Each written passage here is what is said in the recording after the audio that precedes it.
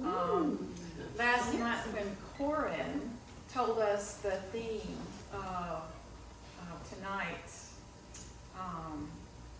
stories, I knew exactly what I wanted to talk about. And I wanted to talk about me grabbing my ring. I remember, I met Ross Newton in November 13th, Friday the 13th. And we had Christmas together. And right after Christmas, we were in his apartment. And he was washing dishes from supper. And I was in the part of the living room. And I said, Ross, what if we pack these ornaments together? And he smiled and he said, yes, let's pack those ornaments together. So that was 5 or 6 weeks? And so we had been talking about putting our lives together, and it was going very fast. We were older. So that was a good day. He was very romantic and fun. And I think about one of my favorite things that we did was there's a road that goes to Barnesville, and there's a road that crosses it that goes to Thomaston. And when we met, he worked in Thomaston. And at that time, that crossroads, there was nothing there. There was a market farm stand where they would sell vegetables sometimes. But there was no roundabout. There was no store or gas station. There was no traffic. So he knew from having worked in Thomaston that we could park our car at that intersection and get out and get on the hood and look at the stars and talk. And yeah, you're very good. So right after Christmas comes Valentine's Day. And we were seeing each other every day by then. And he comes over after work, and I'm off from work, and he brings dinner, and we eat and we talk. And then he says, oh, I got something I want to show you. And I said, what you got? And he pulled out this ring. It was about this big.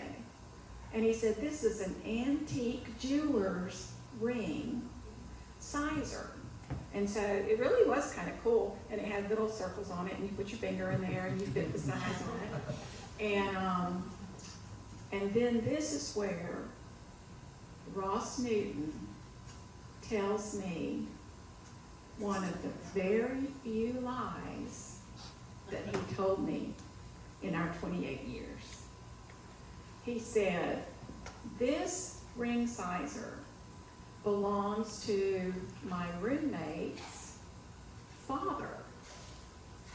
Well, I knew his roommate. I dated his roommate. And so I knew him a long time. His father was not a jeweler. And so I'm usually pretty easy to get along with, and you go with the flow kind of person. But this night, of all nights, I had to choose. I was going to stick with this. Richard's father was not a jeweler. It was really important for some reason. He was patient with me. He listened to me, and then he pulled the ring back out, and he said, but let me show this to you. And so he starts showing it to me, and then he says, let's find your ring size. And I'm thinking, okay. And we're pulling the rings around, and then I see the gold, and it's shiny, and it's twist-tied to the ring, and it was my engagement ring.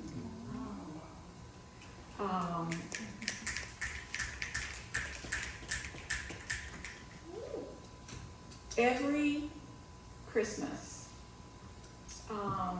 my friends and I, there's 7 of us, we've been running around together for about 25 years. We meet once a week, try to meet once a week. And we have a Christmas brunch. We go to somebody's house, decorated beautifully, we wear red or green or something festive, and we have brunch and we talk about all the years we've been together and all the fun we've had.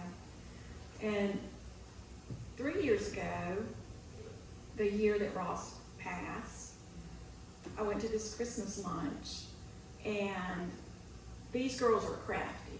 I mean, we're talking retired school teachers here. And so, one of the girls this year, it was Susan, she made a gift for everyone.